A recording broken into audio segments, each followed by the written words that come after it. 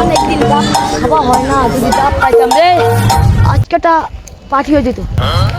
দেখছো তো ওইখানে ডাব পাচ্ছে নাকি? আজকে তো আর মেরে দেবো ডাব।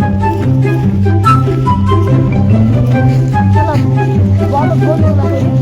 আরে বাবা তোরা বলো তোরা কি খাবে? খেজুর খাস বেটা? খাই তুই খাইবি? আরে বাবা খেজুর খাইলাম না রে বন্ধু। কোন জায়গা? সাইডে কোন সাইডে?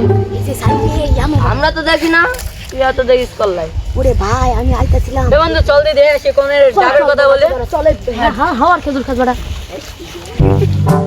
বাবা চল চল চল কোন জায়গা?